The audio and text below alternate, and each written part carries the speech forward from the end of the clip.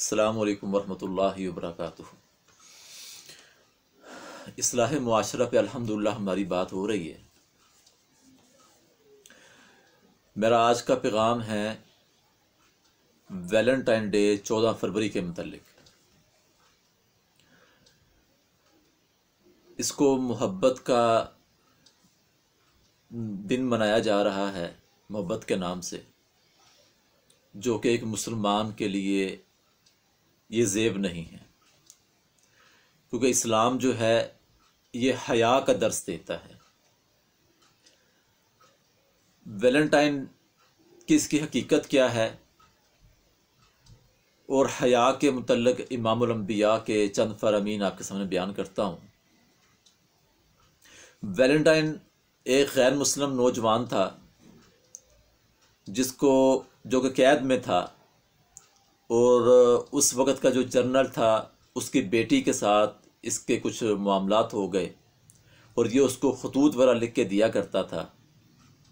और जब इसकी ख़बर जनरल को पता चलती है, उसके बाप को पता चलती है, तो वो 14 फरवरी को इसको सज़ाए मौत दे देता है। ये इसकी हकीकत है।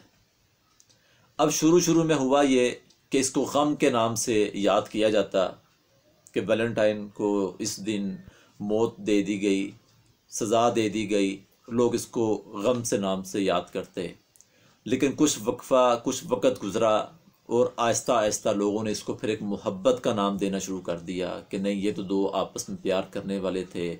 उस बुनियाद के ऊपर इसको जो ना सज़ाए मौत हुई, और फिर ये आस्ता आस्ता एक मोहब्बत के नाम के ऊपर ऐसा परवान चढ़ता रहा कि आज अफसोस दर अफसोस के मुसलमान बहनें, बेटियां, भाई भी इस चीज़ का शिकार हो गई। हमने कभी सोचा नहीं कि जब हम किसी गैर मुस्लिम के त्यौहार को मनाते हैं, अपनाते हैं, तो उसका नुकसान क्या है। इमामुल अंबिया हज़रत मोहम्मद सल्लल्लाहु अलैहि वसल्लम फरमाते हैं कि जब तुम किसी गैर के त्यौहार को अपनाते हो, मनाते हो, तो कल क़यामत वाले दिन तुम उन्हीं लोगों में से उठाए जाओगे। कहाँ जाएगी हमारी मुसलमानी, कहाँ जाएगी हमारा कलमा, कहाँ जाएगी हमारे दावत मोहब्बत रसूल के, आशिक रसूल के। कि मर तो जाना हर इंसान ने, तो इंसान जब मरे तो उसको बजाय इसके कि मुसलमानों के ग्रुप में से उठाया जाए, ये तो हो बजाय इसके कि उसको गैर मुस्लिमों के ग्रोह से उठाया जाए, तो वहाँ पर उसका फिर क्या आलम होगा। तो ये इसकी हकीकत थी। अब हया इस्लाम, फिर देखिए गैर मुस्लिम है जो वो इस्लाम को पसंद नहीं करते, ठीक है, इस्लाम से नफ़रत करते हैं, और हम क्या कर रहे हैं, गैर मुस्लिमों के त्यौहार को, उनकी खुशियों को हम ले रहे हैं। ये हमारा आलम है। यानी कि वो मुसलमानों से भी नफ़रत करते हैं, इस्लाम से भी नफ़रत करते हैं, और हम क्या कर रहे हैं कि हम उनके त्यौहारों को ले रहे हैं, और त्यौहारों को मनाकर हम अपने रब को नाराज़ कर रहे हैं। और अल्लाह के नबी सल्लल्लाहु अलैहि वसल्लम फरमाते हैं कि जब तुम में हया ना हो, फिर जो तुम्हारा दिल करता है फिर तुम करो। ये सही बुखारी की हदीस है। जब तुम में हया ही नहीं है। इस्लाम हया का दर्स देता है, इस्लाम हया की तालीम देता है, और इस कदर देता है कि इमामुल अंबिया हज़रत मोहम्मद सल्लल्लाहु अलैहि वसल्लम फरमाते हैं कि तुम रास्ते में अगर तुमने बैठना है तो उसका हक दो। पूछा गया कि अल्लाह के नबी, रास्ते में बैठने का हक क्या है? फरमाया, अपनी निगाहों को नीचा कर लो। ये इस्लाम है। फिर जो ये दिन मनाते हैं वो ज़रा इस बात पर गौर कर लें, ये दुनिया मकाफ़ात अमल है। मेरी बहनों, मेरे भाइयों, जहाँ तक मेरा ये पैगाम जा रहा है, जैसा करोगे वैसा भरोगे। एक शख्स एक आलिम दीन के पास आया है, और आकर उसने यही बात की। उसने कहा, जी आज मैंने मान लिया, तस्लीम कर लिया कि वाकई ही ये दुनिया मकाफ़ात अमल है। कि एक वक़्त वो था कि जब हम कॉलेज के बाहर बहनों को, बेटियों को आवाज़ें कसा करते थे, उनको हम तकलीफ़ दिया करते थे, इशारे किया करते थे। और आज जब मैं अपनी बेटी को लेकर गया हूँ, और मेरी बेटी के साथ भी फिर वही मामलात हुए, और मेरा सर शर्म से झुक गया और मुझे अपनी वो पिछली जो है ना वो ज़िंदगी याद आ गई कि जिस वक्त मैं ये काम किया करता था। फिर चंद दोस्त, ये भी एक भाई ने मुझे वाक़या बताया कि चंद दोस्त जो थे, तो ये वाक़या भी एक भाई ने मुझे बताया कि चंद दोस्त नौजवान बच्चियों का पीछा कर रहे थे और एक आगे बढ़कर एक नौजवान बच्ची के जो नकाब था उसको जब उसने उसके चेहरे से उतारता है तो वो जो ग्रुप था लड़कों का, उन्हीं में से एक की वो बहन थी। कहाँ गई गैरत? छेड़ने किसको निकले थे? किसी की बहन बेटी को, और अल्लाह ने रिजल्ट दिखा दी। ये दुनिया मुकाफाती अमल है। फिर बेटियों को, बहनों को गैरत के नाम पे मारते हो, कत्ल करते हो कि इसके तलकात हैं दूसरों के साथ। तुम्हारे तलकात किसके साथ हैं?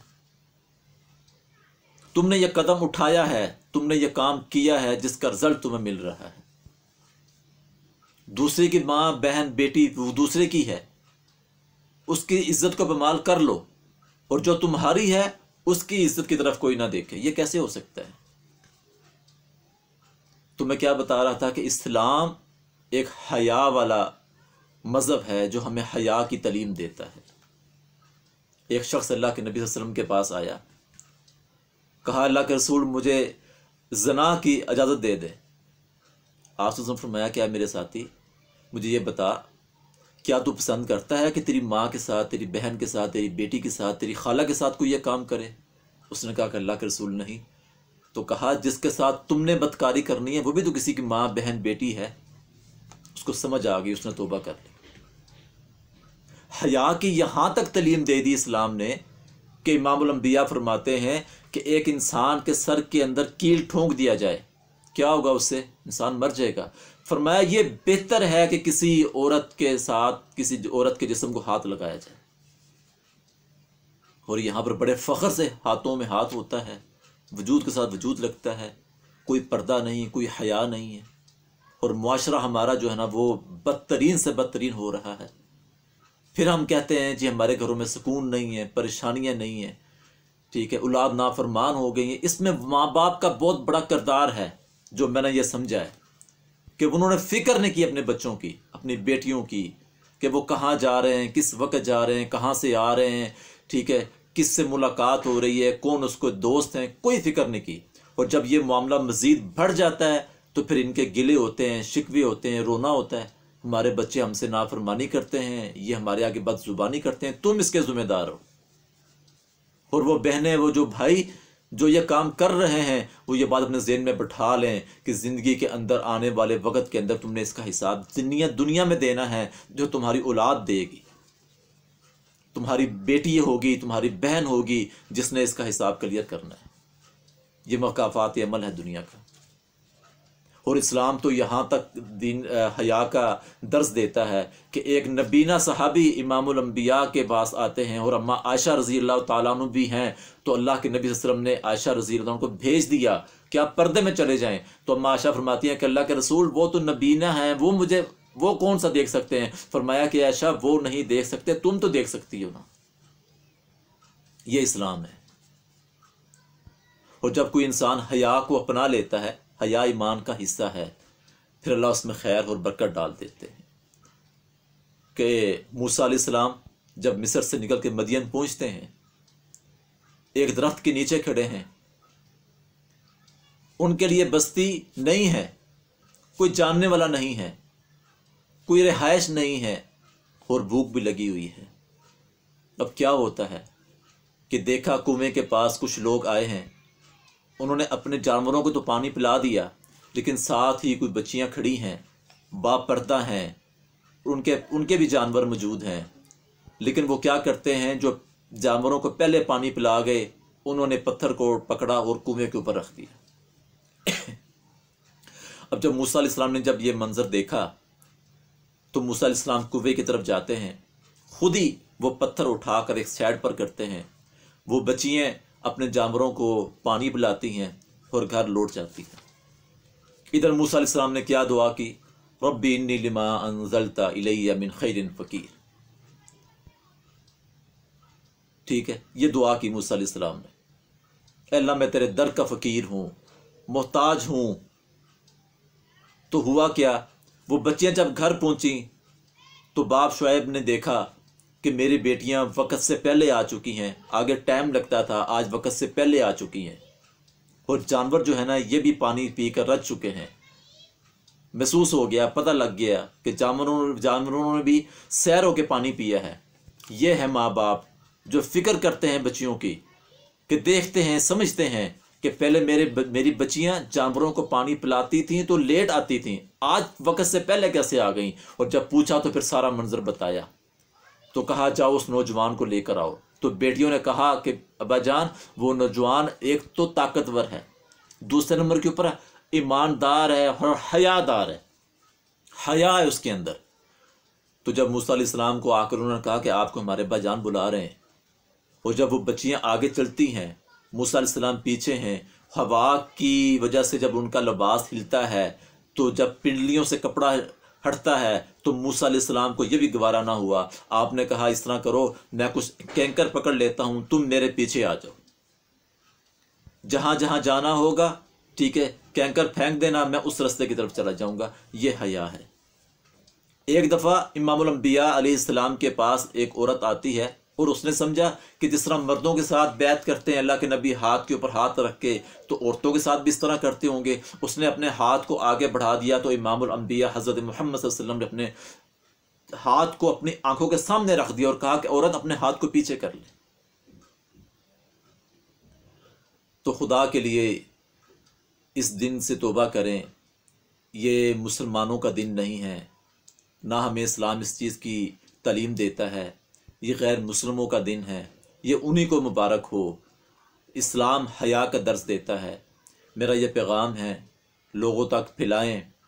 ये मेरे लिए भी और आपके लिए भी सदका जारिया बन जाए। और अल्लाह से दुआ है, अल्लाह ताला हमें सही मानों में हयादार बना दे। हमारी आंखों में हया अल्लाह ताला जो ना वो डाल दे, ठीक है। हमारे कान हया वाले हो जाएं, हमारी ज़ुबान हया वाली हो जाए। अल्लाह ताला हमें सही मानों में अमल करने वाला बना दे। व आखिरु दावाना अल्हम्दुलिल्लाहि रब्बिल आलमीन।